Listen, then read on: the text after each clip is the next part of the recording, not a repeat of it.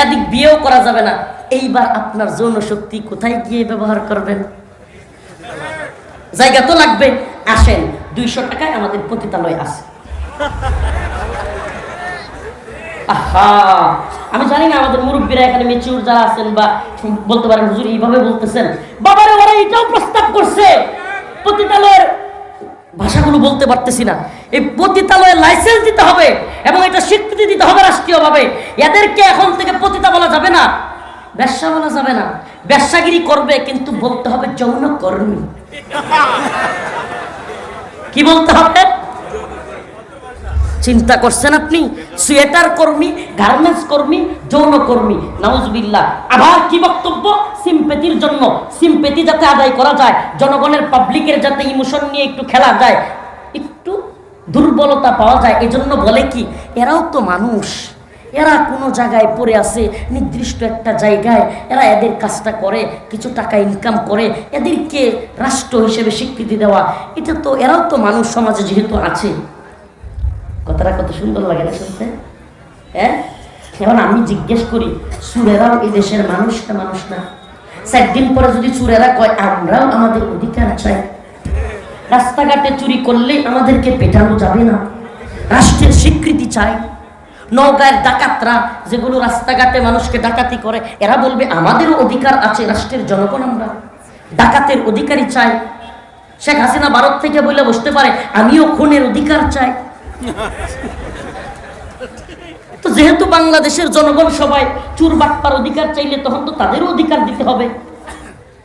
শয়তানির তো একটা জাত আছে রে ভাই, মানে শয়তানির সিরিয়াল ছেড়ে দিছে, নাউজুবিল্লাহ।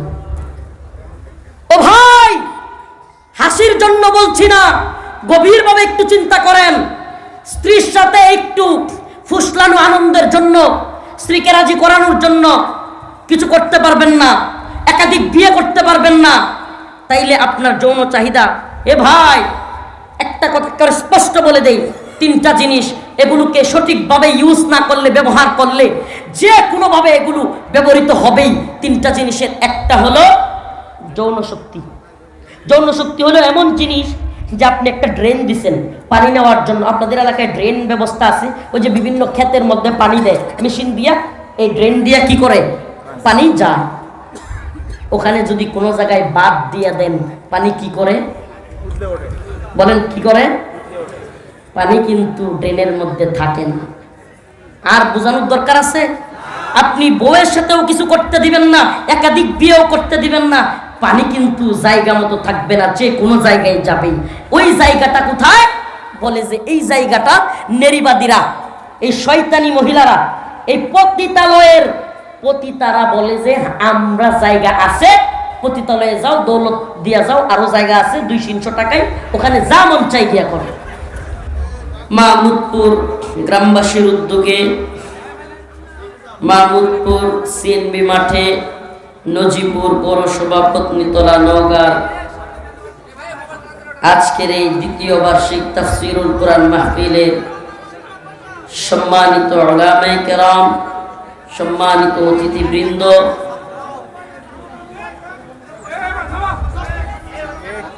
সম্মানিত মুরব্বিয়ান আযম, প্রিয় যুবক ভাইরা, স্নেহের ছোট ভাইরা,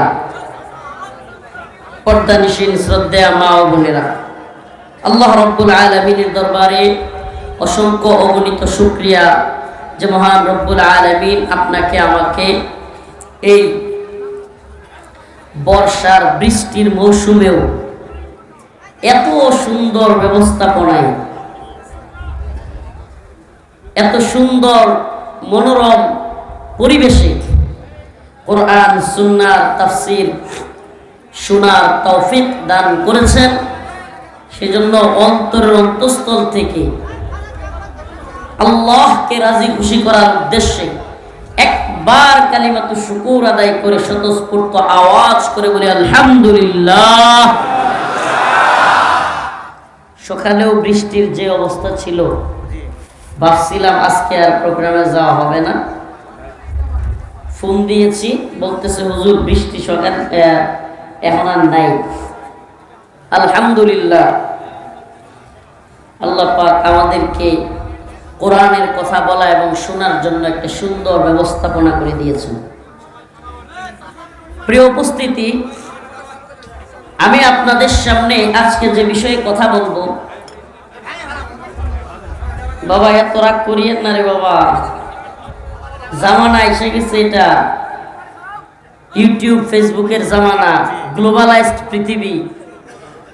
যত আটকে রাখতে চান আটকে থাকে না। আজকেও গাড়ি দিয়ে আসার সময় ফ্যামিলি এন্টারটেইনমেন্ট নামে ওই যে রাকিব ভাই যে ভিডিও করে, ওই একটা ভিডিও চোখে পড়লো যে আরো দেও গ্রামে ওয়াইফাই।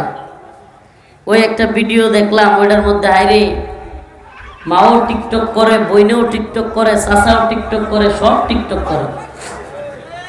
এখন গ্রামেও টিকটকাররা ঢুকে গেছে, কোনো কাম কাজ নাই, কিচ্ছু নাই, খালি একটার পর একটা ভিডিও বানায়, কি করে না করে একটার একটারে বাড়ি দেয়, ঠাস করে পড়ে যায়, মূর্তি সাজে। মানে কোনো শিক্ষা নাই, দীক্ষা নাই, কিছু নাই, হুদাই মোবাইল একটা পাইছে, খালি এগুলো করে। প্রিয় ভাইরা আমার, এটা আমাদের সমাজ নিয়ে এটা চিন্তা করতে হবে। আল্লাহ মাফ করুক, আমার গ্রামে পর্যন্ত ঢুকে গেছিল, আল্লাহ বাঁচাইছে। ফেসবুক রিলস থেকে ইনকাম কমায় দেওয়ার কারণে, রিলসে টাকা পয়সা না থাকার কারণে আল্লাহ একেবারে হাতে ধরে বাঁচাইছে। নাইলে সমাজ যেই দিকে যাচ্ছিল, এ ঠাস করে বাড়ি মারে, উল্টে পড়ে যায়, লেংটি মারে, মূর্তি সাজে। আমার তো মনে হইতেছিল আল্লাহ মাফ করুক, অচিরেই একটা পাগলের জাতি আমরা উপহার পাবো, জাতি যেদিকে আগাইতেছিল। তো রিলসের টাকা বন্ধ হইয়া দিন শেষে টাকা হইল আসল খেলা। সবাই চিন্তা করে টাকা কামাইতে পারলেই সফলতা, নাউজুবিল্লাহ।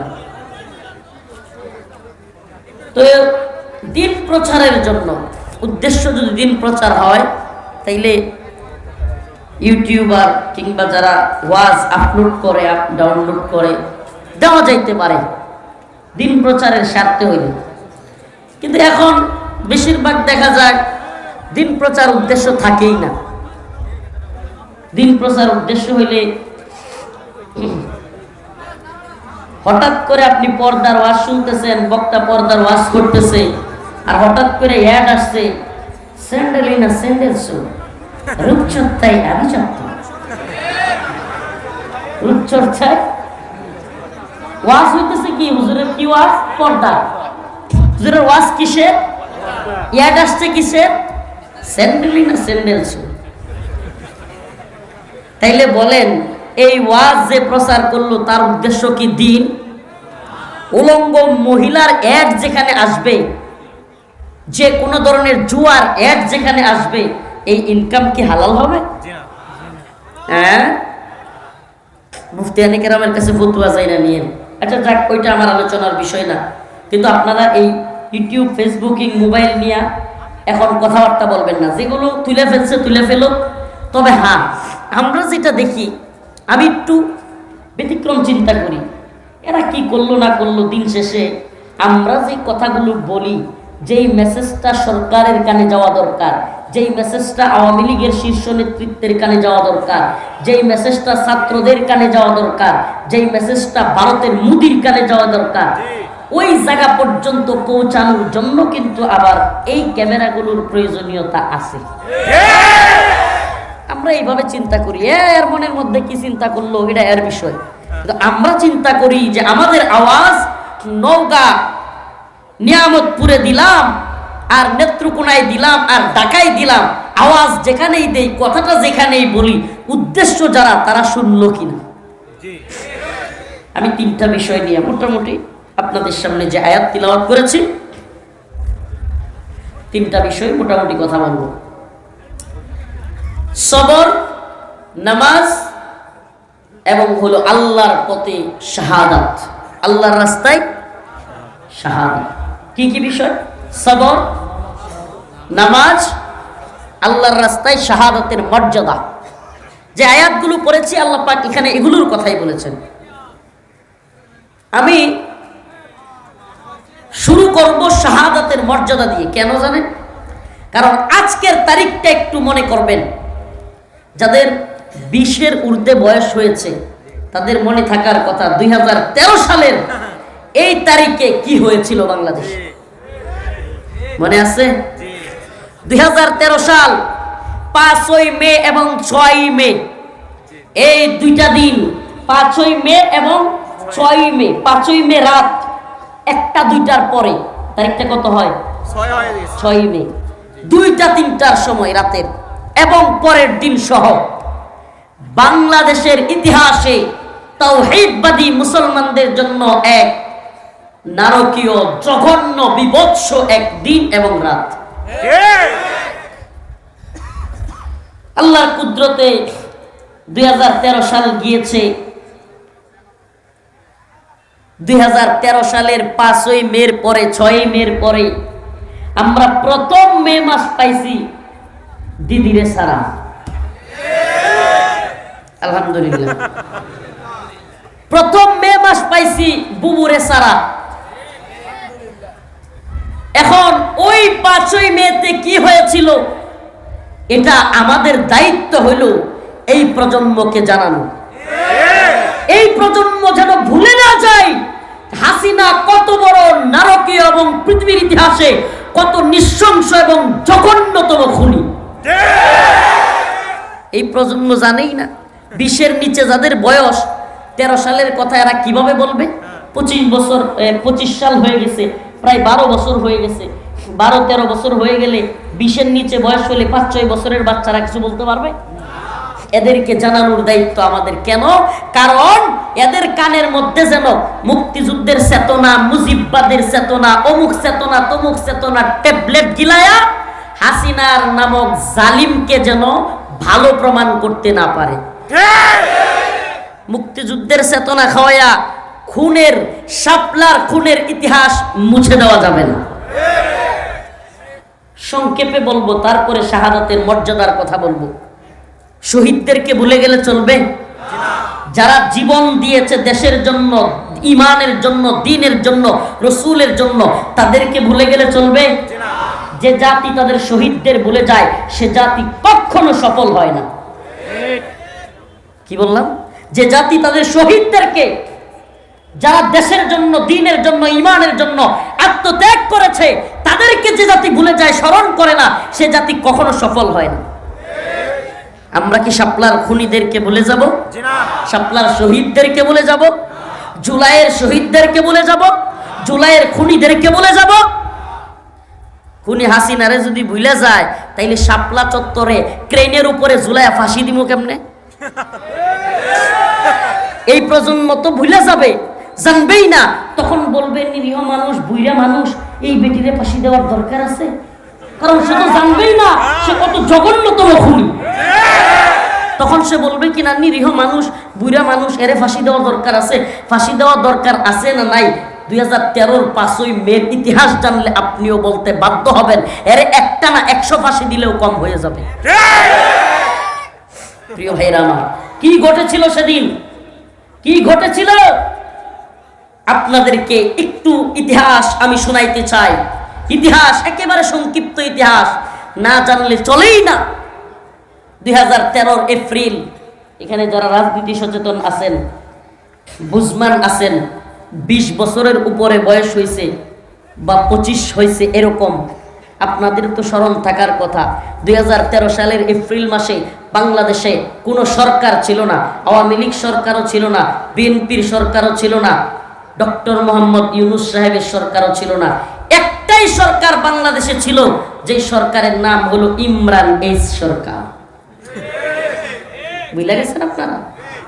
2013 এপ্রিল মাস টিভি চ্যানেলগুলোতে আর কোন মন্ত্রীর, আর কোন নেতার বক্তব্য নাই।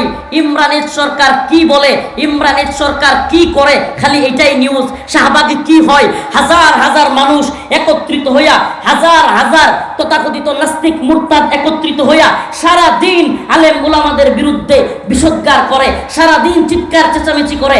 একটা নর্তকী ছিল, নাম ছিল লাকি। নাম কি ভুলে গেছেন? মুরব্বীরাও ভুলে গেছেন?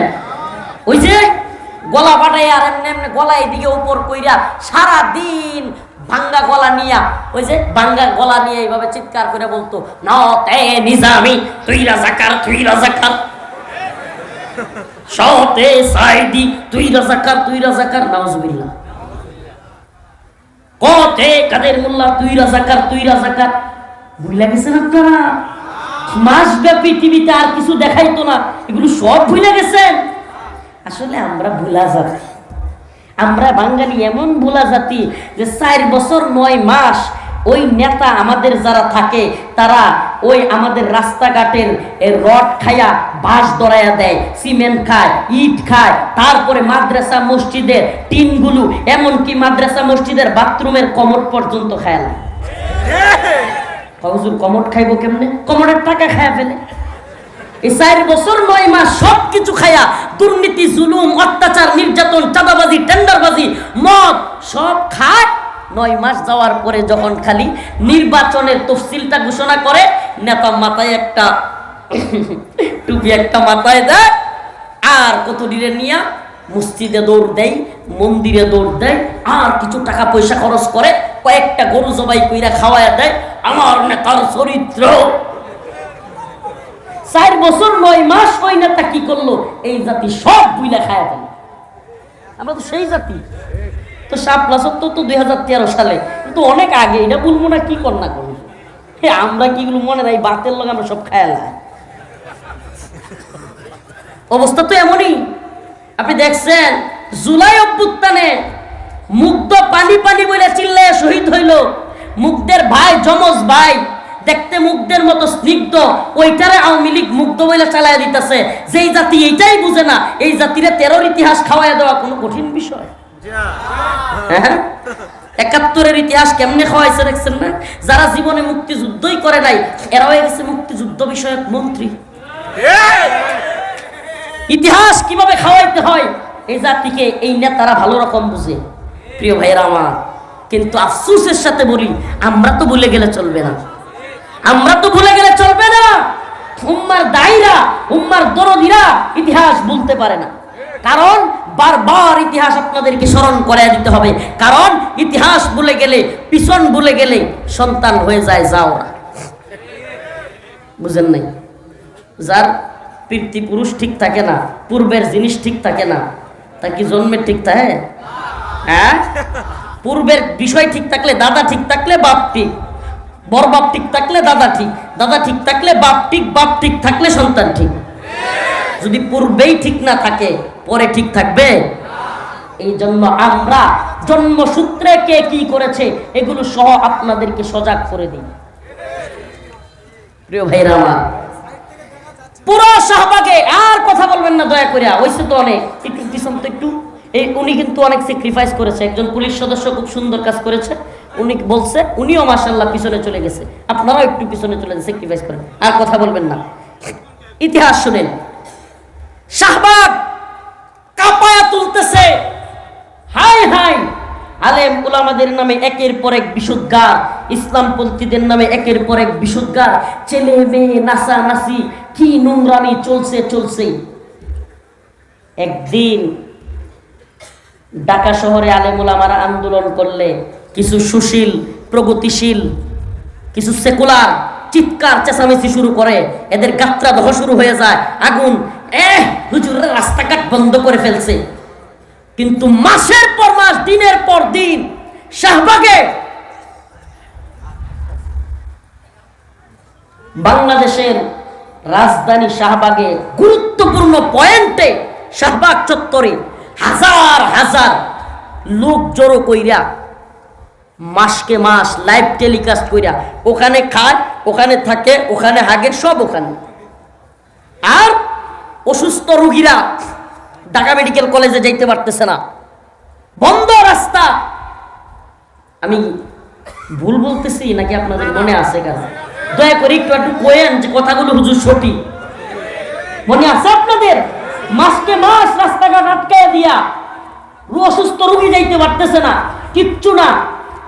আমারে বলেন, ইমরান সরকারের বাপের এমন কি ক্ষমতা হয়ে গেছিল, শাহবাগ চত্বরে মাসকে মাস এখানে এত মানুষ নিয়ে পইরা থাকে, রাস্তাঘাট বন্ধ, ক্যান্সারের রোগী, শ্বাসকষ্টের রোগী, একেবারে অক্সিজেন দেওয়া রোগী, অ্যাম্বুলেন্স আটকে আছে, এই রোগীদেরকে আটকায় রাখা মাসব্যাপী আন্দোলন করে বিটিভি, আরটিভি, এনটিভি, 71, প্রথম আলো, প্রথম অন্ধকার, সব এগুলোই দেখায়, আর কিচ্ছু দেখায় না।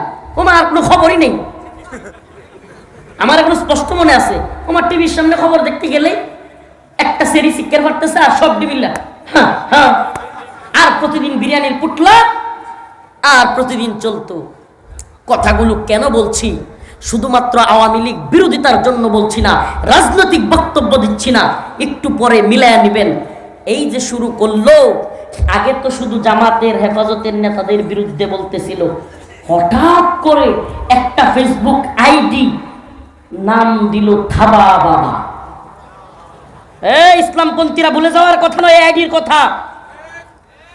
যদি মনে না রাখেন, বাতের সাথে গিলা ফেলেন, কিছু করার নাই, কিন্তু মনে করে দিচ্ছি। আইডির নাম কি? ওই লোকটার আসল নাম পরে জানা গেছে, হত্যা করবার পরে, সাইজ করে দেওয়ার পরে। এই লোকের আসল নাম ছিল ব্লগার রাজীব। কি নাম? ব্লগার রাজীব ওরফে থাবা বাবা। শুরু করলো আল্লাহ এবং তার রাসূলের বিরুদ্ধে ওই তার ফেসবুক আইডিতে বক্তব্য দেয়া। এখনকার যুব সমাজ কেন বলতে পারবে না? কারণ এখন যেমন TikTok, Facebook, Likee, YouTube available হয়ে গেছে, সব পরিবারে সহ। আজকে নওগাঁর গত প্রোগ্রামে গেলাম, কয় হুজুর ওয়াইফাই আছে। আমি কই কোন কি, এই গ্রামে ওয়াইফাই? সব জায়গায় ওয়াইফাই, ইন্টারনেট সহজলভ্য হয়ে গেছে। 2013 সালে এখানে অনেকের কাছে মোবাইলই ছিল না। ফেসবুক কি, এটা তো এখন এখানে যদি জিজ্ঞেস করা হয় 13 সালের আগে ফেসবুক কে চালাইছেন, হয়তো হাতে গোনা 2-4টা হাত উঠতে পারে, খুব কম। ওই সময় থাবা বাবা আইডি চিনার কথা না, কিন্তু সেই সময় ওই ব্লগার রাজীব থাবা বাবা যেই পোস্ট করেছিল, আমি নতুন করে মোতালা করি নাই, ওই কথাগুলোই আপনাদেরকে স্মরণ করায় দিচ্ছি। থাবা বাবা লিখেছিল, নাউজুবিল্লাহ, সে লিখেছিল, এখন গ্লোবালাইজডের যুগ, পৃথিবী আপডেট হচ্ছে, অগ্রগতি হচ্ছে। নাউজুবিল্লাহ, কথাটা বলতে কেমন শোনা যায়, কিন্তু আপনাদের জানানোর জন্য আমাকে বলতেই হচ্ছে। সে পোস্ট করেছিল থাবা বাবা নামক আইডি থেকে, এখন পৃথিবী আপডেট হচ্ছে, পৃথিবী অগ্রগতির দিকে যাচ্ছে, এখন গায়বী আল্লাহর কোনো খাওয়া নেই। নাউজুবিল্লাহ বলবেন না? পাল্লে রফিকুল ইসলাম মাদানির 2025 সালের মে মাসের 6 তারিখের কথাটা 2013 সালের মে মাসের লগে মিলায়া নিয়েন, নিউজ পত্রিকায় আছে, সব জায়গায় আছে, দেখা নিয়েন একটু। এটা তো গেল একটা। ওমা, ওই থাবা বাবার পর এইবার আরো অনেকগুলো আইডি থেকে অভিজিৎ রায়, ফয়সাল আরিফিন দীপন, ওয়াশিকুর রহমান বাবু, জুলহাস মান্নান, তনয় মাহবুব, এই নামগুলোই তো কারো মনে হয় মনে নাই। আমরা ইতিহাস বলি না। এই একাধিক লোকগুলো বিভিন্ন এজেন্ডা, ভারতীয়, আমেরিকান এজেন্ডা, ইসলাম বিদ্বেষী এজেন্ডা বাস্তবায়নের লক্ষ্যে ওই শাহবাগ চত্বর থেকে একের পর এক আইডি থেকে আল্লাহ এবং তার রাসূলকে নিয়ে, আম্মা জান আয়েশা রাদিয়াল্লাহু আনহাকে নিয়ে একের পর এক কটূক্তি শুরু হয়ে গেল। এতদিন তো মুসলমান চুপ ছিল, ব্যক্তি পর্যায়ে হচ্ছিল, চুপ ছিল মুসলমান। জামাত নেতাদের বিরুদ্ধে হচ্ছে, চুপ ছিল মুসলমান। এদেশের সর্বজন শ্রদ্ধেয়, সবচাইতে পরিচিত, সর্বমহলে পরিচিত ব্যক্তিত্ব আল্লামা সাইদি রাহিমাহুল্লাহর ফাঁসি চেয়েছে, তবুও মানুষ চুপ ছিল।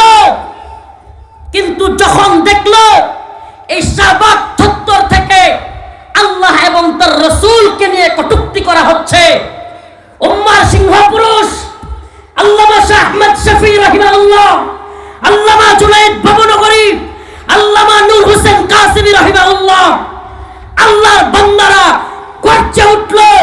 অন্তরের মধ্যে উম্মতে মুসলিমার রক্তে আগুন ধরে গেল।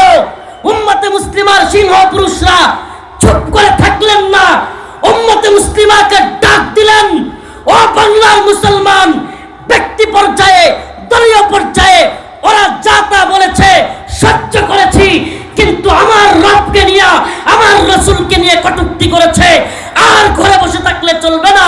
আল্লামা বাবুনগরী চিৎকার দিয়েছে, বলেছে চলো শাহবাগ থেকে ওই নেরিবাদী নাস্তিক সাতেমদেরকে লাঠি দিয়ে পিঠাইয়া বিতাড়িত করতে হবে।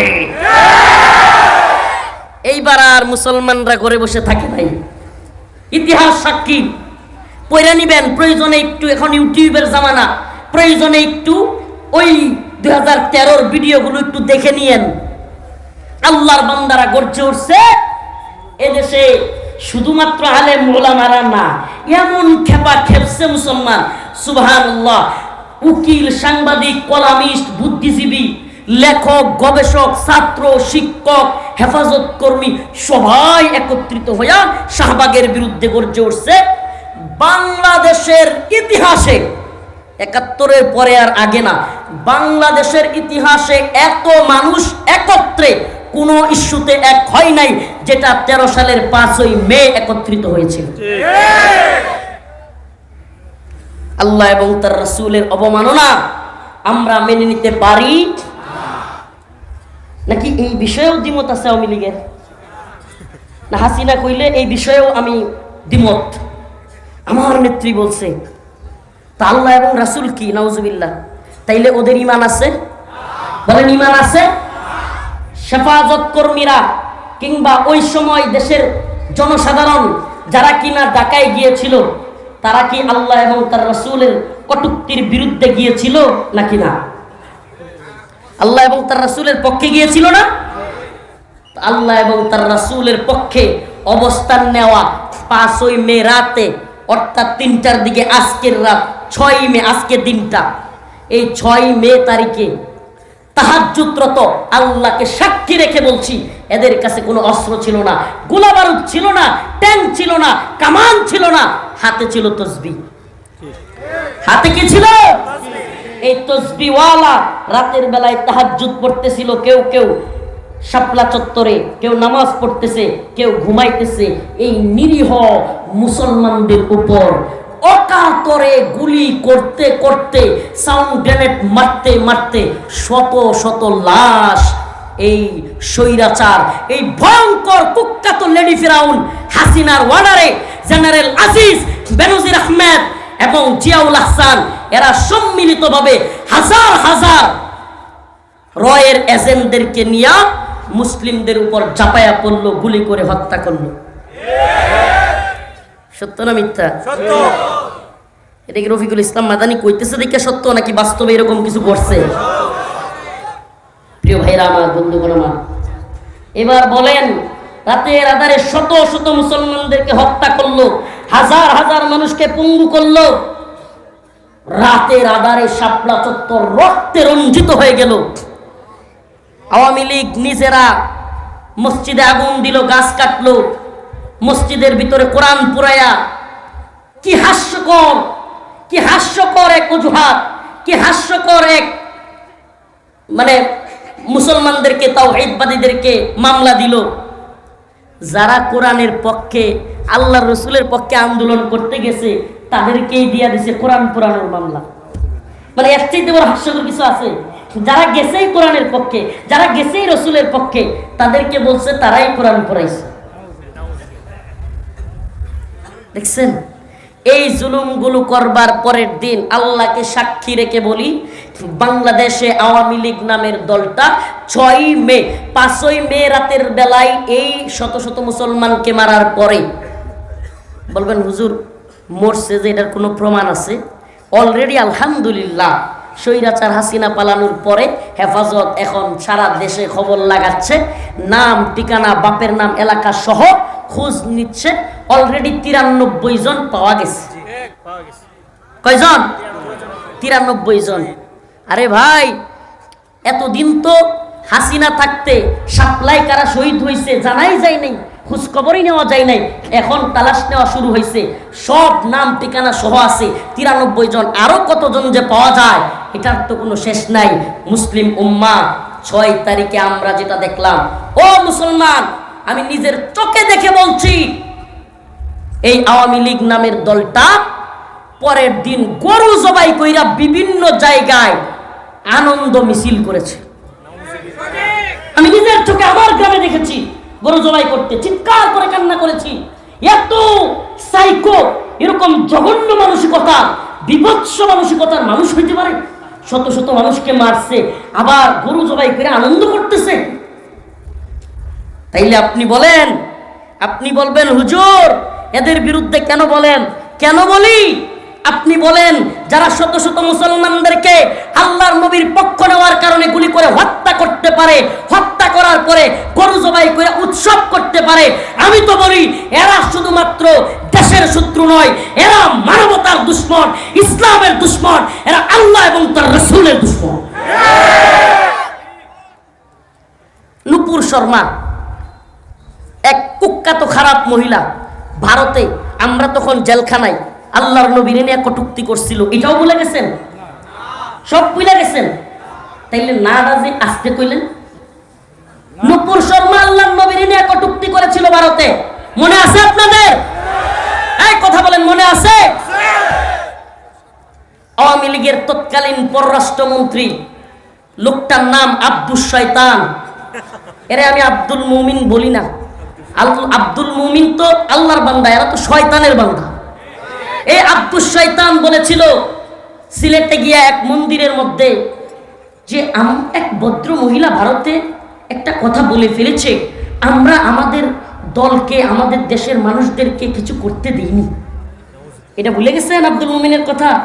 ওই দিন আরেকটা কথা বলছিল, ওইটা ঠিকই মনে রাখছেন, ওইটা রাজনৈতিক কথা, যে আল্লাহর নবীরে নিয়ে যেটা, এটা ভুলে যাবেন, রাজনীতিটা বলবেন না, ওইটা বললে সবার মনে পড়বে। কি আব্দুল মুমিন ওই দিন আরেকটা কথা বলেছিল, আমি ভারতবর্ষের সরকারকে বলেছি হাসিনাকে ক্ষমতায় রাখার জন্য।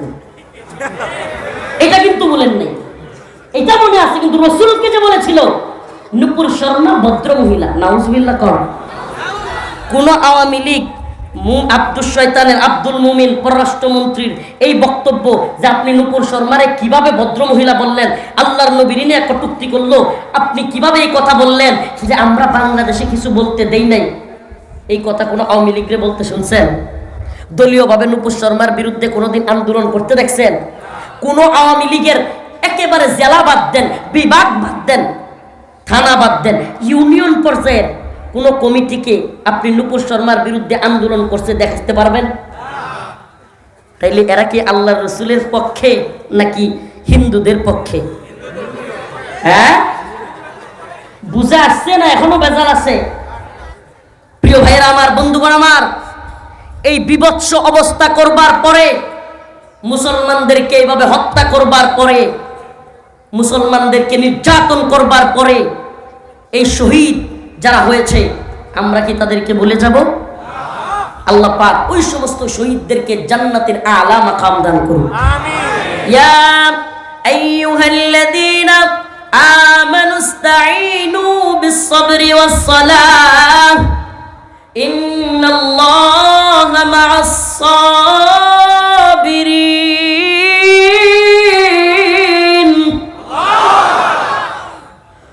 ওয়ালা تقولوا لمن يقتل في سبيل الله أموات بل أحياء ولكن لا تشعرون। শহীদের মর্যাদা নিয়ে যেহেতু আলোচনা করতেছি, শাপলার ওই ঘটনা এখানেই শেষ, কিন্তু আমি আজকে শহীদদের মর্যাদা নিয়ে আপনাদেরকে জানাবো। আমাদের শাপলার রক্তে যেই ভাইরা শহীদ হয়েছে, তাদের রক্ত বৃথা যায় নাই। আল্লাহর কাছে তাদের মর্যাদা কি? আল্লাহ বলেন ওয়ালা তাকুলু, উলামায়ে কেরাম এখানে আছেন, ওয়ালা তাকুলু লিমান ইউকতালু ফি সাবিলিল্লাহ। ও দুনিয়ার মানুষ, আল্লাহর রাস্তায় যারা আল্লাহর পক্ষে, নবীর পক্ষে, কোরআনের পক্ষে জীবন দিয়েছে, লিমান ইউকতালু ফি সাবিলিল্লাহি আমওয়াত। ও দুনিয়ার মানুষ, তোমরা সেই সমস্ত ব্যক্তিদেরকে মৃত বলিও না। সুবহানাল্লাহ, একটু আস্তে কর। আল্লাহ পাকের সুস্পষ্ট ঘোষণা, যারা আল্লাহর রাস্তায়, আল্লাহর জন্য, দ্বীনের জন্য, নবীর জন্য জীবন দিয়েছে, তাদেরকে তোমরা মৃত বলিও। মৃত বলাও যাবে না, এটা সম্মান না? সুবহানাল্লাহ। আল্লাহ বলছেন বাল আহইয়া, বরং তারা জীবিত। বরং তারা কি? আল্লাহ বলতেছেন বরং তারা জীবিত। আমরা দেখলাম শাপলা চত্বরে তারা মারা গেল, কিন্তু আল্লাহ বলতেছেন বাল আহইয়া, তারা জীবিত। আল্লাহ রাসূল বলেন তারা কিভাবে জীবিত?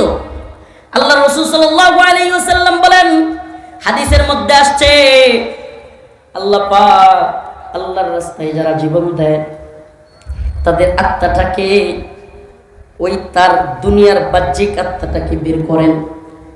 বের করার পরে জান্নাতের একটা সবুজ পাখিকে আল্লাহ ওই আল্লাহর রাস্তায় শহীদ হওয়া ব্যক্তির আত্মাটা ওই জান্নাতের সবুজ পাখিটার মধ্যে ঢুকায়া দেন। আল্লাহ পাক জান্নাতের সবুজ পাখির মধ্যে ওই মর্দে মুজাহিদ আল্লাহর পথে জীবন দেওয়া ব্যক্তির আত্মাটা ওই সবুজ পাখির মধ্যে ঢুকায়া দেন। এইবার তার কবরের আযাব মাপ, কবরের সওয়াল জবাব মাপ, ফুলসিরাত, হাসর, মিজান, বারজাখ সব তার জন্য ক্ষমা। আল্লাহ বলেন, যা বান্দা, সবুজ পাখির মধ্যে তোর আত্মা ঢুকায়া দিলাম, তুই জান্নাতের মধ্যে যায় উড়তে থাক, ঘুরতে থাক, যেখানে মন চায় যা, যা মন চায় খা, তোর জন্য আমি সব কিছু ক্ষমা করে দিলাম। সুবহানাল্লাহ, সুবহানাল্লাহ, সুবহানাল্লাহ। হেফাজতে ইসলামের পক্ষে, আল্লাহর রাসূলের পক্ষে, আল্লাহর নবীর দুশমনের বিরুদ্ধে যারা সাপ্লাই জীবন দিয়েছে, তাহলে আমরা কি বুঝলাম? তারা কি ব্যর্থ নাকি তারা সফল? মুমিনের শাহাদাত কি ব্যর্থতা? মুমিনের শাহাদাত ব্যর্থতা হতে পারে না। অথচ যারা কিনা খুন করেছিল, যারা কিনা খুনি, আল্লাহ পাক 2013 সালে শাপলা চত্বরে সৈয়দ আশরাফ, শেখ হাসিনা এরা চিৎকার করে বলেছিল হেফাজতীদেরকে, এদেশের তাওহীদি জনতাকে বাংলাদেশে ঠাঁই দেওয়া হবে না। গরম গরম কথা বলেছিল। শাপলা চত্বর শেষ হয় নাই, আলেম ওলামারা শেষ হয় নাই, এদেশের ইসলামপন্থীরা ভেঙে যায় নাই, কিন্তু হাসিনা এবং তার প্রেতাত্মারা পালায়া যাইতে বাধ্য হয়েছে। ঠিক কি ঠিক না? সুবহানাল্লাহ। আল্লাহ পাক তোরে পালায়া যাওয়া দেখাইছে। আশা করি, আল্লাহর কাছে দোয়া করি, শাপলা চত্বরে যেন তোরে ক্রেনের উপর ঝুলায় ফাঁসি দিতে পারে। রাজি আছেন ইনশাআল্লাহ? শত শত খুন, গুম, নির্যাতন যে অকপটে করেছে, তারে একটা ফাঁসি দিলে কম হয়ে যায়, কিন্তু ফাঁসি তো 2-3টা দেওয়া যাবে না, নাইলে এর ফাঁসি আরো কয়েকটা দেওয়া দরকার। প্রিয় ভাইরা আমার, বন্ধুগণ আমার, আল্লাহ পাক যেন আমাদেরকে সেই দিন দেখার তৌফিক দান করুন। সেই দিন মনে হচ্ছে বেশি দূরে না, কারণ আল্লাহ পাক এই প্রজন্মকে হাসিনার পলায়া যাওয়ার দৃশ্য দেখাইছে। আচ্ছা, আল্লাহ না চাইলে ওই ব্যক্তি গাছের আড়াল থেকে পলায়া পলায়া ভিডিও করতে পারতো। আমি শুনছি ওই লোকটা নাকি এসএসএফ এর সদস্য, যে পলায়া পলায়া গাছের আড়াল থেকে ওই যে দৌড় মারছে না হেলিকপ্টার লইয়া, দৌড়ায় ব্যাগগাট্টি লইয়া ঢুকতেছে। আমি শুনছি না তো, এটা তো ভিডিওতেও দেখা গেছে, রান্না করা গোশতের খাবারও খাওয়া যাইতে পারে না। সুবহানাল্লাহ, বুঝা গেল আল্লাহ যেই জালেমরে ধরে সে রান্না করা খাবারও খাওয়া যাইতে পারে না। সুবহানাল্লাহ বলবেন না? আর শহীদের মর্যাদা, সুবহানাল্লাহ। আল্লাহ বলেন জান্নাতের সবুজ পাখির মধ্যে তাকে ঢুকায় দেওয়া হয়, জান্নাতের মধ্যে ঘুরতে থাকে, উড়তে থাকে, যেখানে মন চায় যায়, যা মন চায় খায়। এবার আল্লাহ রাব্বুল আলামিনের আরশের নিচে, সুবহানাল্লাহ, আরশের নিচে ল্যাম্পপোস্টের বাতির ওই যে বসার জায়গা, ওখানে গিয়া আল্লাহর শহীদ বান্দা বসে থাকে। সুবহানাল্লাহ। আল্লাহ পাক ডাক দিয়া কয়, বান্দা আর কি চাস? ওই বান্দা আল্লাহর দিকে তাকায়া বলে, আল্লাহ আমি আর কিছুই চাই না, আপনি আমারে অনেক কিছু দিয়েছেন। আল্লাহ বলে, বান্দা তোকে আমি আরো খুশি করব, তোর জীবনের সবচাইতে বড় উপহার, তুই খালেক, তুই মাখলুক, আমি খালেক। আজকে বান্দা তোর প্রভুর সাথে তোর মোলাকাত হবে। আল্লাহ পাক শহীদদের সাথে সাক্ষাৎ করবেন। সুবহানাল্লাহ বলবেন না? আল্লাহ পাক আমাদেরকে শাহাদাতের মর্যাদা লাভ করুক, বলেন আমিন। আল্লাহ পাক আমাদেরকে শাহাদাতের মর্যাদা দান করুক, বলেন আমিন। প্রিয় ভাইরা আমার, বন্ধুগণ আমার, শহীদের মর্যাদা অনেক অনেক অনেক অনেক, বলতে বলতে অনেক বলা যাবে। আল্লাহ পাক আমাদেরকে শহীদ হিসেবে কবুল করুন। আল্লাহুম্মা রযুকনা শাহাদাতান ফি সাবিলি, বলেন আমিন। শহীদের মিছিলে নাম লিখাতে চলো মুসলিম ভাই, শহীদের মিছিলে নাম লিখাতে চলো মুসলিম ভাই, মরণের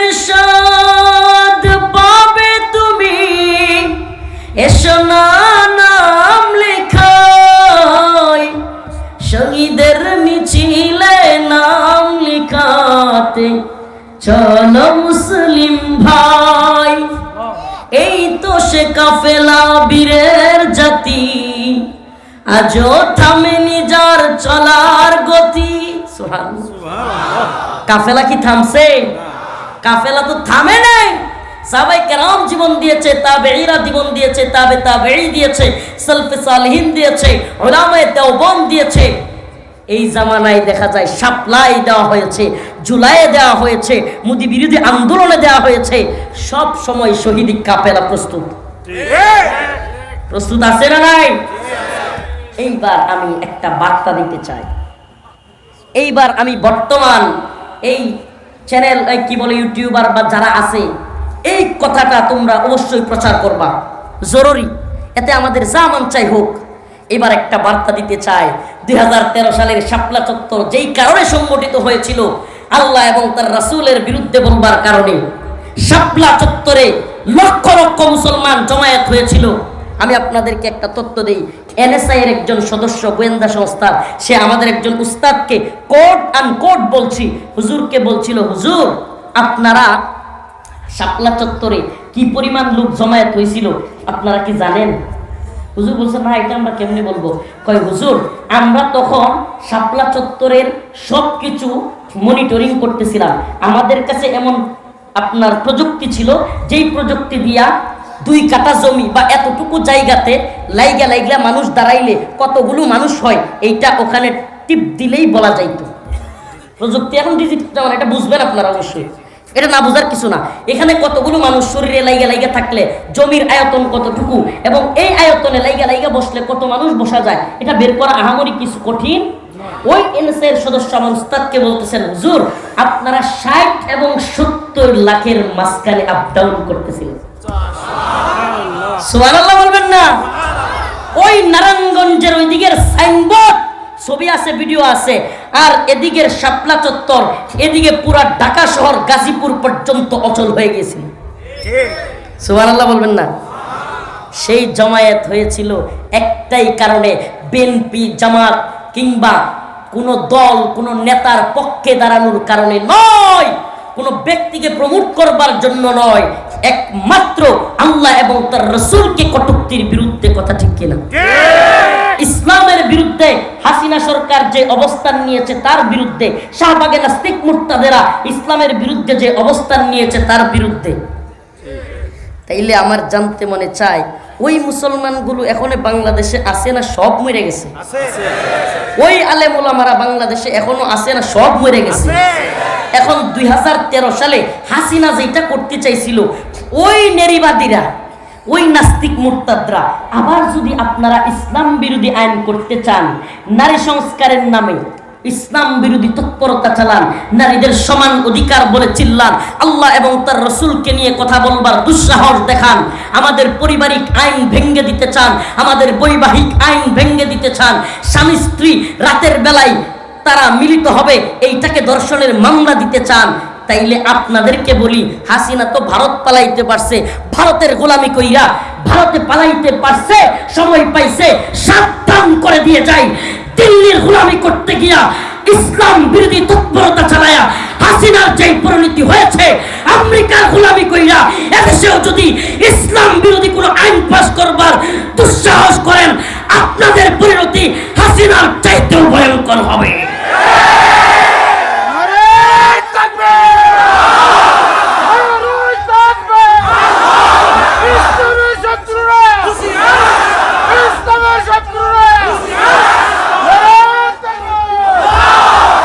কথা একেবারে পরিষ্কার হবে, কথা একেবারে পরিষ্কার। শাপলা যেই কারণে সংগঠিত হয়েছিল, ইসলাম বিরোধী তৎপরতা, ইসলাম বিরোধী আইন, ইসলাম বিরোধী নীতিমালা, আল্লাহ এবং তার রাসূলের বিরুদ্ধে অবস্থান।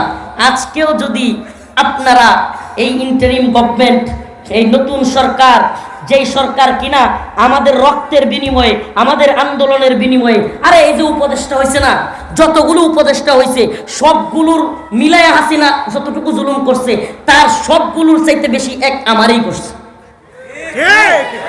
লিখে রাখেন, লিখে রাখেন, প্রমাণ সহ দিয়ে দিব। আমাকে যেই পরিমাণ জুলুম করছে পুরো উপদেষ্টা কমিটির উপরে এত জুলুম হয় নাই। তো আমাদের রক্তের বিনিময়ে, আমাদের জেল খাটার বিনিময়ে, আমাদের আন্দোলনের বিনিময়ে, আমাদের সন্তানেরা, আমাদের ছাত্রদের শাহাদাতের বিনিময়ে, আলেম ওলামা হাফেজ ছাত্রদের, আমাদের স্কুলের ছাত্রদের, মুসলমানদের বিনিময়ে আপনারা ক্ষমতায় বৈশা আমেরিকার গোলামি কইরা ইসলাম বিদ্বেষী আইন তৈরি করবেন। এদেশের ইসলামপন্থীরা চুপ করে বসে থাকবে? এদেশের ইসলামপন্থীরা চুপ করে বসে থাকবে?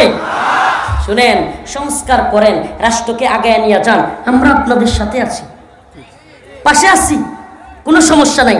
কিন্তু সংস্কারের নামে শুনছেন নতুন আইন হয়েছে, ছোট ভাইরা আছে, মা বোনেরা শুনবে, শুনতে লজ্জা লাগে, তবুও বলে দেই, একটু বলবো বলবো স্বামী স্ত্রী রাতের বেলায় একজন আর একজনকে ফুসলাইয়া একটু যদি এদিক সেদিক করেন তাইলে নাকি মামলা ধর্ষণের হয়ে যাবে। নতুন আইন এটা, হাস্যকর শুনতেছেন? প্রস্তাবনা আসছে এটা, এবং এই নারী কমিশন প্রস্তাবনা দিয়েছে প্রধান উপদেষ্টার কাছে। প্রধান উপদেষ্টা তার ভেরিফাইড ফেসবুক পেজে সেই প্রস্তাবনা নিয়ে সেও বিবৃতি দিয়েছে। সংস্কারের নামে পশ্চিমা এজেন্ডা এবং ষড়যন্ত্র কত গভীরে গেছে বুঝতে পারতেছেন? আপনারা তো মনে করবেন হুজুররা মনে হয় এমনি দৌড়ে ঢাকা যায় আর বড় সমাবেশ করে আন্দোলন করে। ভাই, ষড়যন্ত্রের ডালপালা গভীরে। এ দেশটা কখনোই স্বাধীন ছিল না। মনে কষ্ট নিবেন কথাটা শুনলে, কিন্তু কষ্ট নিয়েন না, বাস্তবতা বুঝেন। এই দেশ কখনোই স্বাধীন ছিল না। ৭১-এর আগে পাকিস্তানের গোলামি করেছে আমরা, ৭১-এর পরে ভারতের গোলামি, এখন নতুন করে আমেরিকার গোলামি শুরু হয়েছে। এটার নাম স্বাধীনতা? স্বাধীনতা কোনটা? লা ইলাহা ইল্লাল্লাহ, আমি আল্লাহর গোলাম। আল্লাহকে বাদ দিয়ে আমেরিকা, ভারত, চীন, রাশিয়া, পাকিস্তান কারো গোলামি করি না, এটার নাম স্বাধীনতা। আমরা কবে স্বাধীন হইলাম? একটার পর একটা গোলামি, কোন সময় পাকিস্তানের, কোন সময় ইংরেজদের, কোন সময় ভারতের, এখন আমেরিকার। তাইলে তো বোঝা গেল মনিব শুধু চেঞ্জ হয়েছে, গোলামগুলো একই আছে। মনিব শুধু চেঞ্জ হয়েছে, গোলামগুলো একই রয়েছে। আমরা কি আল্লাহর গোলামি করি নাকি ভারতের? এই কথা বলবেন, আমরা কার গোলাম? আমরা কার গোলাম? আমরা ভারতের গোলাম? আমরা ইংরেজদের গোলাম? আমরা আমেরিকার গোলাম? যদি কেউ আমাদেরকে বুঝাইতে চায় হুজুর আমেরিকা না চাইলে হাসিনার পতন ঘটাইতে পারতেন না, আমি বলি তুই আমেরিকার ডলার খায়া আন্দোলন করতে পারিস, আমি ইমানের দাবিতে আন্দোলন করেছি। তোর ডলার খাওয়া আন্দোলন আমেরিকার এজেন্ডা বাস্তবায়নের জন্য, আর আমার ইমানের আন্দোলন, জুলুমের বিরুদ্ধে আন্দোলন, আমার ছাত্র ভাইদের আন্দোলন, এদেশ থেকে জুলুমের উৎখাত করার আন্দোলন।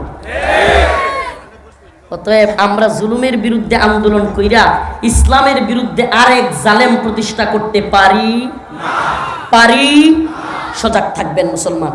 আমাদেরকে যাই বলেন, জেল, জুলুম, রিমান্ড, নির্যাতনের ভয় দেখায় লাভ নাই। আমাদের কয়েকজনকে শহীদ করে দিতে পারবেন। শহীদ করা গেছে, জামাতকে নির্মূল করা গেছে, শহীদ মাইরা ফেলা গেছে অনেক মানুষকে। হাসিনা চেষ্টা করেও বিএনপিকে নির্মূল করতে পারছে, হেফাজতকে নির্মূল করতে পারছে। যারা জুলুমের বিরুদ্ধে দাঁড়ায় তাদেরকে নির্মূল করা যায় না। কিন্তু নতুন করে যদি মাজলুম যদি জুলুম সাজবার, আমরা একটা কথা ওই দিন বলেছি যে শুনেন, ডক্টর মোহাম্মদ ইউনূস সাহেব কয়েকদিন আগেও আমরা যখন কোর্টে যাইতাম উনাকেও দেখতাম, উনারেও হাজিরা দিতে হইতো, আমরাও হাজিরা দিতাম। হাজিরার সঙ্গী ছিল আমাদের। কিছুদিন আগে, এই 5 আগস্টের আগে উনিও হাজিরা দিত আদালতে, আমরাও হাজিরা দিতাম। তো কিছুদিন আগে আপনি মাজলুম ছিলেন, আপনারাও মাজলুম ছিলেন, আমরাও মাজলুম ছিলাম। সাবধান, জালেম হয়েন না। সাবধান, জালেম হয়েন না। ইসলামের বিরুদ্ধে তৎপরতা চালায়েন না প্লিজ। আমরা আপনাদেরকে বলি, রাষ্ট্র সংস্কার করবেন, দেশের উন্নয়ন করবেন, এগিয়ে নিয়ে যাবেন, আমরা আপনাদের পাশে আছি। মানবিক করিডোরের নামে আমেরিকারে ঘাঁটি কাটতে দিবেন, এটার পক্ষে নেই। মানবিক করিডোরের নামে মায়ানমারের আরাকান আর্মিকে করিডোর দেওয়ার আমেরিকার প্রস্তাবনা পাশ করবেন, এটার পক্ষে নেই। আর যত প্রস্তাবনা আছে দেশের পক্ষে থাকলে, ইসলামের পক্ষে থাকলে আমাদের কোনো সমস্যা নাই। কিন্তু ইসলাম বিরোধী, দেশ বিরোধী চক্রান্ত করলেই আমরা আবার গর্জে উঠবো। সাপ্লাই যেভাবে গর্জে উঠেছিলাম আমরা আবারও গর্জে উঠবো। মোদী বিরোধী আন্দোলনে যেভাবে গর্জে উঠেছিলাম আমরা আবার গর্জে উঠবো। জুলাই বিপ্লবে যেভাবে গর্জে উঠেছিল, আমাদেরকে থামাইতে পারবেন না। প্রিয় ভাইরা আমার, বন্ধুগণ আমার, কথাগুলো কি বুঝতেছেন? রাতের বেলায় স্বামী স্ত্রী সম্পর্কের মধ্যে একটু ফুসলায়া একটু এদিক সেদিক করলে দর্শনের মামলা হবে। দর্শনের শাস্তি কিন্তু আবার ভয়াবহ। নতুন আইনে দর্শকের শাস্তি কি? ফাঁসি। আরে হুজুররা জানেন না নাকি? ফাঁসি। নতুন আইনে দর্শকের শাস্তি কি? এখন স্ত্রীর লগে মিলিত হইলে মোহর দিয়া দেন, মোহর দিয়া সবকিছু কইরা এইটারে যদি শাস্তি হয়, নাউজুবিল্লাহ। ওমা, আপনারা অনেকেই মনে করতেছেন হুজুর কি এগুলো আসমান থেকে বাইঙ্গা কথা কইতেছে। আরে ভাই, নতুন নারী অধিকার কমিশন এই প্রস্তাবনাগুলো দিয়েছে, এগুলো নিয়ে আন্দোলন হচ্ছে, নারীবাদীরা আলেমদের বিরুদ্ধে বলতেছে, এগুলো নিয়ে ব্যাপক। বর্তমান বাংলাদেশের টক অফ দ্য কান্ট্রি, সবচাইতে আলোচিত সমালোচিত বিষয় এটা। আপনি আছেন কোথায়? এখন রাতের বেলায় আমাদের জানতে মনে চায় এই নারী অধিকার যে প্রস্তাবনা দিয়েছে, যে অনিচ্ছা মানে নারীর ইচ্ছা ছাড়া, একেবারে তার হাসি খুশি মনে ছাড়া কিছু করলে দর্শন হবে। কারণ আমার জানতে মনে চায় রাতের বেলায় যে স্বামী স্ত্রী কষ্ট নিচ্ছেন, কষ্ট নিচ্ছেন, আমাদেরকে ভাঙ্গা বলতেই হচ্ছে, আমরা দায়ী, কিছু করার নাই। এখন রাতের বেলায় স্বামী স্ত্রীর ওই কাজে কোর্টে মামলা গেল, স্ত্রী বলল আমার জোর কইরা, আমি রাজি ছিলাম না, আমার এই কাজ করছে। এখন স্বামী বলল না মাননীয় আদালত, আমি জোর করি নাই। এখন আদালত সাক্ষী কই পাবে? কি হাস্যকর কথা না? প্রস্তাবনা থেকে জাত থাকা দরকার। এখন সাক্ষী খোঁজার জন্য ওই নারীবাদীদেরকে খাটের নিচে শোয়া রাখা ছাড়া আর কোনো উপায় আছে? ওই নারীবাদী যেগুলো প্রস্তাবনা দিয়েছে, জুলাই বিপ্লবের পরে তারা সংস্কার চায়, নারী অধিকার কমিশন, এখন ওইগুলোরে খাটের নিচে রাখতে হবে জোর হয়েছে কিনা। আর বেশি জোর হয়ে গেলে খাট ভাঙ্গা পড়লে তখন এগুলো তো শেষ। আস্তাগফিরুল্লাহ, বলতে চাইছিলাম না কিন্তু এগুলো বলতে বাধ্য হচ্ছি। যেই শয়তানি এরা শুরু করেছে, আমার মনে হয় ইবলিস শয়তান যে আছে ও আড়াল থেকে হাসে, আমার আর দরকার নাই বাংলাদেশে, আমার আর দরকার নাই। যেই শয়তান আমি দেখতেছি আমি ফেল, যা তোরা খেলাফত দিয়ে দিলাম, আমি অবসর নিলাম। হয় নারীবাদীদেরকে খাটের নিচে রাখো, নাইলে তো আল্লাহ মাফ করুক আরেকটা প্রস্তাবনা আছে সিস্টেম, এটা হলো সিসি ক্যামেরা লাগাইতে হবে। হুজুর কষ্ট নিয়েন না, এগুলো একেবারে অন্তঃস্থল থেকে লাগার জন্য বলতেছি। আমাদের কলিজা ফাটায় দিছে এরা। স্বামী স্ত্রী সম্পর্ক হবে, স্বামী স্ত্রীর মধ্যে একটু বনিবনা হবে না, মনোমালিন্য হবে, মান অভিমান হবে, এটার নামই তো সম্পর্ক। কথা কল না? সবসময় কি গেলে হাসি খুশি থাকে? এখন তো আল্লাহ না করুক বউয়ের বাপের কথা শুনে না, শ্বশুরের কথা শাশুড়ির কথা শুনে না, ওই বউ বাপেরে মারতে যায়, মারে মারতে যায়, সংসারের মধ্যে স্বামীর কথাও শুনে না, ইচ্ছে মতো পর্দাও করে না, যেমনি মন চায় চলে। স্বামী একটু বিচার করছে বা একটু ধমক দিছে, ও তো যায় দর্শনের মামলা করে দিবে, পরে কি করবেন? কারণ স্ত্রীরে দর্শনের মামলা দিলে আলামত পাওয়া তো সহজ, আর গভীরে যেতে যাচ্ছি না, আলামত তো সহজ, দর্শন হয়েছে। নাউজুবিল্লাহ, স্বামীরে দর্শনের মামলা দিলে এর চাইতে বড় হাস্যকর কিছু আছে? প্রিয় ভাইরা আমার, বন্ধুগণ আমার, এই সংস্কার কমিশনের নামে ইসলাম বিরোধী তৎপরতা এমন, এর আরেকটা প্রস্তাবনা দিয়েছে, এটা শুনবেন, একাধিক বিবাহ করা যাবে না। একাধিক বিবাহ,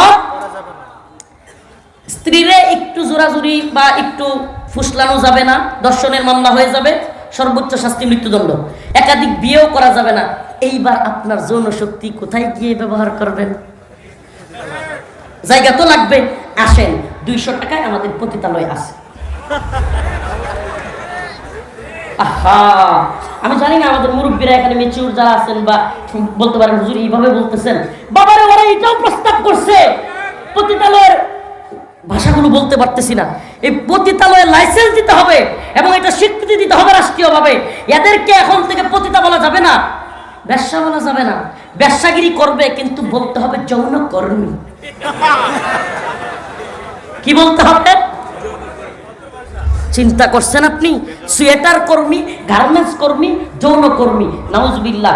আবার কি বক্তব্য? সিম্পেথির জন্য, সিম্পেথি যাতে আদায় করা যায়, জনগণের পাবলিকের যাতে ইমোশন নিয়ে একটু খেলা যায়, একটু দুর্বলতা পাওয়া যায়, এজন্য বলে কি এরাও তো মানুষ, এরা কোনো জায়গায় পড়ে আছে, নির্দিষ্ট একটা জায়গায় এরা এদের কাজটা করে, কিছু টাকা ইনকাম করে, এদেরকে রাষ্ট্র হিসেবে স্বীকৃতি দেওয়া, এটা তো এরাও তো মানুষ সমাজে যেহেতু আছে। কথাটা কত সুন্দর লাগে না শুনতে? হ্যাঁ, এখন আমি জিজ্ঞেস করি, চুরেরাও এই দেশের মানুষ না? মানুষ না? 4 দিন পরে যদি চুরেরা কয় আমরাও আমাদের অধিকার চাই, রাস্তাঘাটে চুরি করলেই আমাদেরকে পেটানো যাবে না, রাষ্ট্রের স্বীকৃতি চাই। নওগাঁয়ের ডাকাতরা যেগুলো রাস্তাঘাটে মানুষকে ডাকাতি করে, এরা বলবে আমাদেরও অধিকার আছে, রাষ্ট্রের জনগণ আমরা, ডাকাতের অধিকারী চাই। শেখ হাসিনা ভারত থেকে বলে বসতে পারে আমিও খুনের অধিকার চাই। তো যেহেতু বাংলাদেশের জনগণ সবাই চুর বাটপার অধিকার চাইলে তখন তো তাদেরও অধিকার দিতে হবে। শয়তানির তো জাত আছে রে ভাই, মানে শয়তানির সিরিয়াল ছেড়ে দিছে। নাউজুবিল্লাহ। ও ভাই, হাসির জন্য বলছি না, গভীরভাবে একটু চিন্তা করেন। স্ত্রীর সাথে একটু ফুসলানো আনন্দের জন্য, স্ত্রীকে রাজি করানোর জন্য কিছু করতে পারবেন না, একাধিক বিয়ে করতে পারবেন না, তাইলে আপনার যৌন চাহিদা, এ ভাই একটা কথা করে স্পষ্ট বলে দেই, 3টা জিনিস, এগুলোকে সঠিকভাবে ইউজ না করলে, ব্যবহার করলে যে কোনোভাবে এগুলো ব্যবহৃত হবেই। 3টা জিনিসের একটা হলো যৌন শক্তি। যৌন শক্তি হলো এমন জিনিস যে আপনি একটা ড্রেন দিচ্ছেন পানি নেওয়ার জন্য, আপনাদের এলাকায় ড্রেন ব্যবস্থা আছে, ওই যে বিভিন্ন ক্ষেতের মধ্যে পানি দেয় মেশিন দিয়া, এই ড্রেন দিয়া কি করে পানি যায়। ওখানে যদি কোনো জায়গায় বাদ দিয়ে দেন, পানি কি করে বলেন? কি করে? পানি কিন্তু ড্রেনের মধ্যে থাকে না। আর বোঝানোর দরকার আছে? আপনি বউয়ের সাথেও কিছু করতে দিবেন না, একাধিক বিয়েও করতে দিবেন না, পানি কিন্তু জায়গা মতো থাকবে না, যে কোনো জায়গায় যাবে। ওই জায়গাটা কোথায়?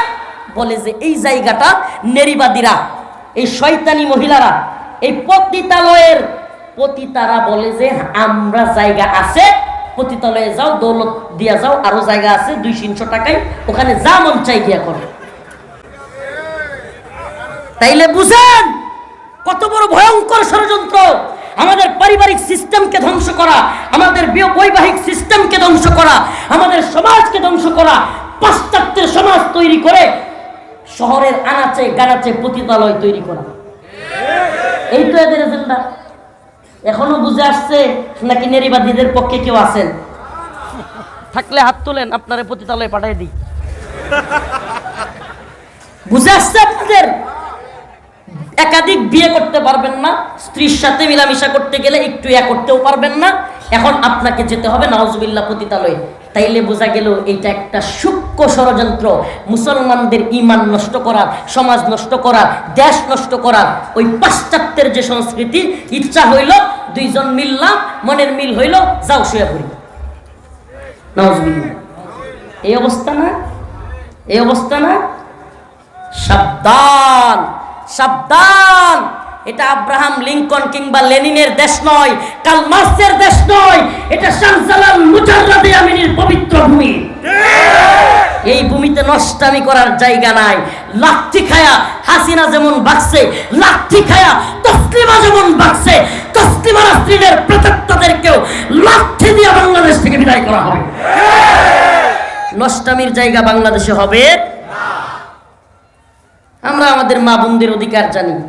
আমারে বলেন, এইবার ভদ্র ভাষায় বলি, ভদ্র ভাষায় বলি, আমাদের কোনো মা বোনের জন্য পতিতালয়ের স্বীকৃতি পাওয়া এটা কি গর্বের নাকি লজ্জা? একটু ভালোভাবে বুঝা বইলেন, বুঝা বইলেন। কোনো মেয়ের জন্য, কোনো স্ত্রীর জন্য, কোনো একটা মহিলার জন্য পতিতালয়ের লাইসেন্স পাওয়া, স্বীকৃতি পাওয়া রাষ্ট্রের পক্ষ থেকে, এটা কি তার জন্য গর্বের না লজ্জা? কোন পতিতা একজন পাওয়া যাবে এমন না যে তার মেয়েকেও পতিতা বানাইতে চায়, যে আমি গর্বিত, আমি একজন পতিতা, আমার মেয়েও পতিতা হবে, এই সার্ভিস দিবে, আমি তাকে পতিতা হিসেবে ইউরোপ আমেরিকায় পাঠাবো। আছে কোনো মা? তাইলে পতিতালয়ের মহিলারাই তার সন্তানকে এটা করতে চায় না, আপনারা স্বীকৃতি দিতে বলছে তাকে। আপনি যদি সত্যিকার অর্থে তাদের ভালো চান, এই মেয়েদেরকে পুনর্বাসন করুন, চাকরির ব্যবস্থা করুন, বিয়ের ব্যবস্থা করুন। ঠিক ঠিক না? সমাজের যুবকরা বিয়ে করে না, সরকারিভাবে বিয়ের ব্যবস্থা করেন না, চাকরির ব্যবস্থা করতে পারেন না, সমাজের ছেলেরা বিয়ে করতে পারতেছে না। আর আপনারা আছেন পতিতালয়ের লাইসেন্স দেওয়া লইয়া। শয়তানি বাদ দেন সংস্কারের নামে। আগে সংস্কার করতে চাইলে এদেশের যুবকদেরকে চাকরির ব্যবস্থা করেন। যুবকেরা চাকরি করবে, বিয়ে করবে, সন্তান তৈরি করবে, প্রয়োজনে এক একজনে 2টা 3টা করে বিয়ে করবে। আমি রাজি আছি ইনশাআল্লাহ। কি করেন ইনশাআল্লাহ? রাজি আছেন তো? ওমা এই শুনেন, হাসেন না। বাংলাদেশে আদমশুমারি অনুযায়ী এখন পারলে এখন সার্চ দিয়েন না, এখন তো প্রোগ্রামে আছেন সবাই, সার্চ দিলে কথা শুনতে পারবেন না। আমার প্রোগ্রাম থেকে বের হয়ে সার্চ দিয়েন। বাংলাদেশের 2022 সালের আদমশুমারি অনুযায়ী বাংলাদেশে প্রাপ্ত বয়স্ক পুরুষের চাইতে মহিলা 16,34,000 বেশি। মহিলা কয়জন বেশি? 16,34,000 মেয়ে পুরুষের চাইতে কি। এখন সবাই যদি আমরা একটা একটা বিয়ে করি, বাকি থাকবে কতজন বিয়ের বাকি? এই হিসাবটা কেউ কোনোদিন করছেন? এখন এই মেয়েগুলো, এই মা বোনগুলো যাবে কোথায়? যাবে কোথায়? নাউজুবিল্লাহ। এরাই তো দিন শেষে স্বামী পাবে না, সম্মান পাবে না, অধিকার পাবে না। এরাই দিন শেষে হীনমন্য হয়ে চাকরির লোভে ঢাকায় যাবে, ঢাকা থেকে দইরা নিয়ে কিছু অসাধু মানব পাচারকারী পতিতালয়ে দিয়ে আসবে। ঠিকই ঠিক না? তাইলে আপনি যদি পতিতালয়, আপনি যদি যেই কারণে আমাদের নারীরা ওই জায়গায় যায় ওইটা বন্ধ করতে চান, একাধিক বিয়েকে সহজ করেন। এটা করতে পারেন রাষ্ট্রের পক্ষ থেকে, যে একাধিক বিয়ে যে করবে সে অবশ্যই প্রথম স্ত্রীর অধিকার আদায় করতে পারে কিনা এটা দেখে তারপরে করতে হবে। এটা আপনি করতে পারেন। প্রথম স্ত্রীর অধিকার আদায় না করতে পারলে দ্বিতীয় বিয়ে করা যাবে, এটা আপনি বলতে পারেন। কিন্তু একাধিক বিয়ের বিরোধিতা করবেন, স্ত্রীর সাথে মেলামেশা করলে একেবারে সবসময় স্ত্রীর অনুমতি। আল্লাহর রসুল তো উল্টা বলছেন।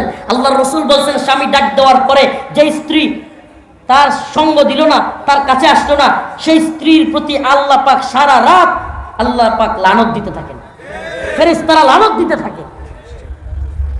এখন সব কিছু আল্লাহর কথার উল্টা আপনারা যাচ্ছেন। আল্লাহ পাক বুঝার এবং আমল করার তৌফিক দান করুন, বলেন আমিন।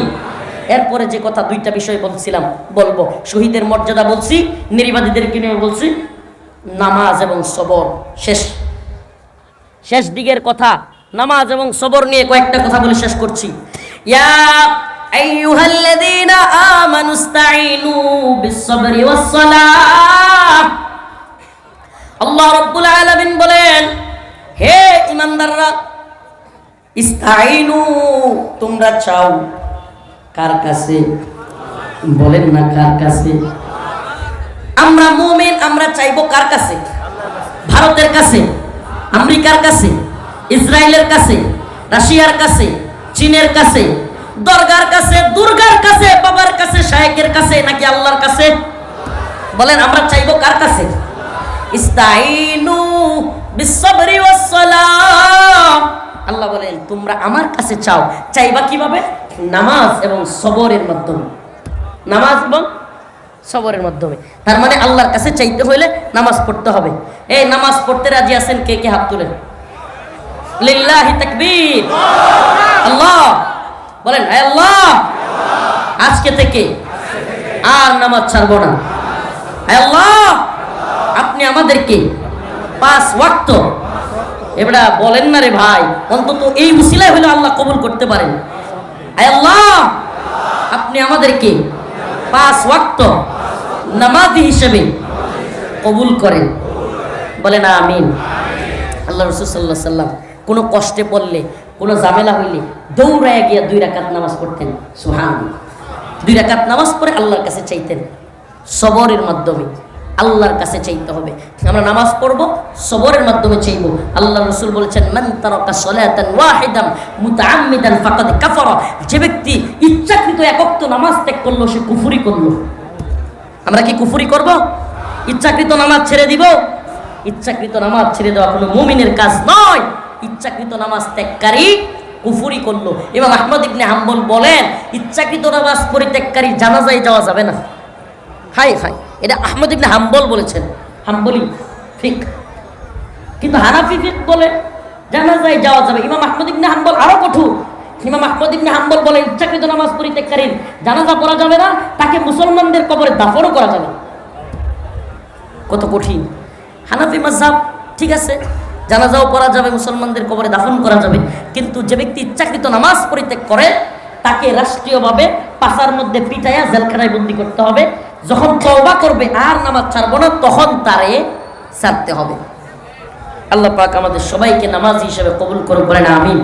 সবর, কঠিন কঠিন মুসিবত আসবে, বালা মুসিবত আসবে, দুর্দিন আসবে, কঠিন সময় পার করতে হবে, তখন সবর করতে হবে। আল্লাহকে, কত মানুষ আছে না, মনে করেন আম মরে গেছে গা, আম গাছ, আম হয় নাই, কিংবা ক্ষেতের মধ্যে ফসল হয় নাই, আলু হয় নাই, ওমা আল্লাহ কেউ দেখলো না, খালি আমারই দেখলো, নাউজুবিল্লাহ। এ ধরনের কথা বলে কি বলে না? এ ধরনের কথা বলা যাবে না। সবর করতে হবে। বিপদে বালা মুসিবতে সন্তান মারা গেছে, সবর করতে হবে। সন্তান অসুস্থ, স্ত্রী অসুস্থ, মা অসুস্থ, সবর করতে হবে। টাকা হারায় গেছে, সবর করতে হবে। ইন্নাল্লাহা মাআস সাবিরিন, আল্লাহ বলে নিশ্চয়ই আমি সবরকারীদের সাথে আছি। নাকি যারা আফসোস করে, হ্যাঁ আফসোস, হ্যাঁ আফসোস, এটা গেল গা, ওইটা গেল গা, আয় আল্লাহ সব নিয়ে গেলা, আমারই দেখলাম, এদেরকে আল্লাহ বলছেন না, আমি এদের সাথে নাই, আমি সবরকারীদের সাথে আছি। আল্লাহ পাক আমাদেরকে সবরকারী নামাজি হিসেবে কবরে যাওয়ার তৌফিক দান করুন। ওয়া আখিরু দাওয়ানা আলহামদুলিল্লাহি রাব্বিল আলামিন আর রহমানির রহিম মালিকি ইয়াউমিদ্দিন ইয়াকা না'বুদু ওয়া ইয়াকা নাস্তাঈন। আল্লাহ পাক পরওয়ারদিগারে আলম আমাদের জীবনের জিন্দেগীর সমস্ত গুনাহ খাতা মাফ করিয়া দেন। আর রব্বুল আলামিন আল্লাহ ফিলিস্তিনের মুসলমানদেরকে হেফাজত করেন। আল্লাহ Bosnia, Chechnya, Mali, Somalia, Yemen, Afghan, Uyghur, Kashmir, Libya, Syria, সকল ভূখণ্ডের মুসলমানদেরকে হেফাজত করেন। আল্লাহ বাংলাদেশের মুসলমানদেরকে হেফাজত করেন। আল্লাহ উম্মতে মুসলিমাকে ঐক্যবদ্ধ করে দেন। আল্লাহ হামাসের মুজাহিদদেরকে কবুল করেন, উম্মতে মুসলিমার মুজাহিদদেরকে কবুল করেন। আল্লাহ সমস্ত ইসলাম বিদ্বেষী তৎপরতাকে বন্ধ করে দেন।